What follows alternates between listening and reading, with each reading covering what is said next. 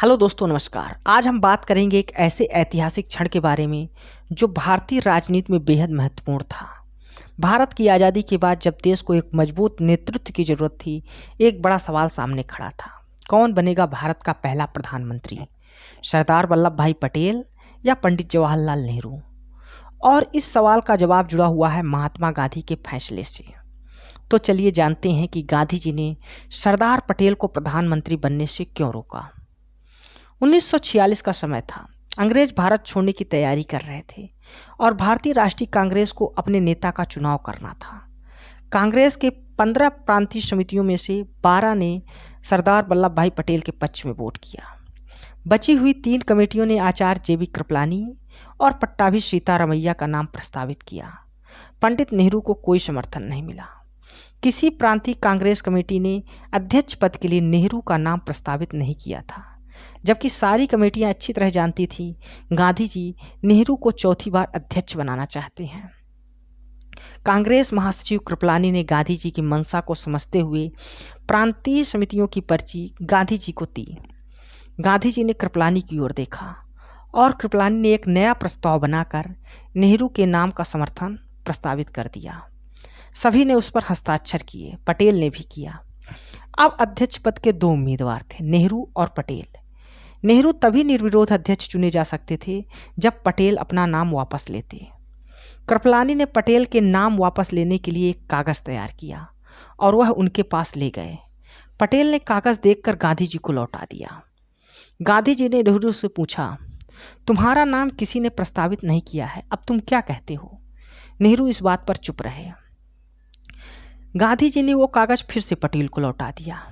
इस बार सरदार वल्लभ भाई पटेल ने उस पर दस्तखत कर दिए। कृपलानी ने ऐलान किया कि नेहरू निर्विरोध अध्यक्ष चुने जाते हैं।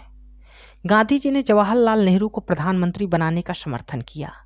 गांधी जी के इस फैसले ने कई सवाल खड़े कर दिए। आखिर गांधी जी ने सरदार पटेल को क्यों नकारा, जबकि उनके पास भारी समर्थन था? आज़ादी के 77 साल बाद भी यह सवाल भारत की राजनीति में हमेशा चर्चा में रहा है।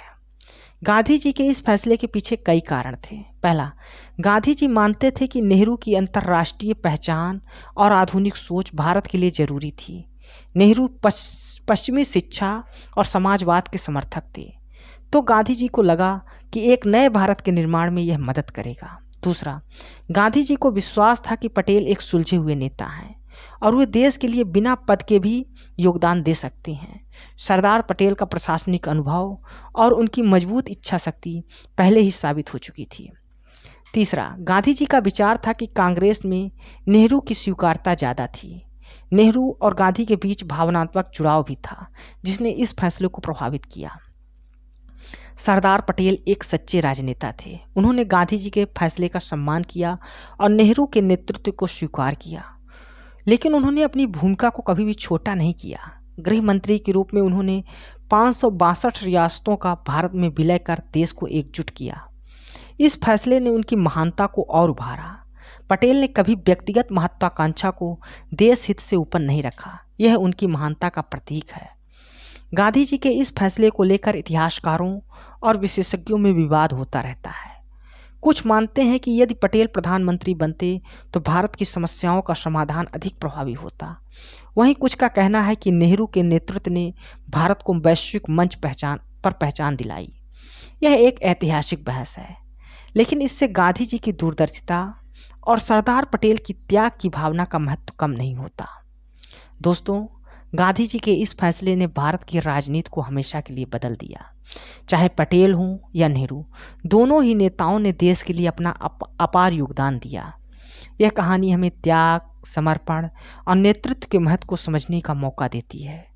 अगर आपको यह वीडियो पसंद आया है तो आप इसे लाइक करें, शेयर करें और हमारे इस चैनल को सब्सक्राइब करें, क्योंकि हम ऐसे ही रोचक और ज्ञानवर्धक वीडियो आपके लिए लाते रहते हैं। धन्यवाद।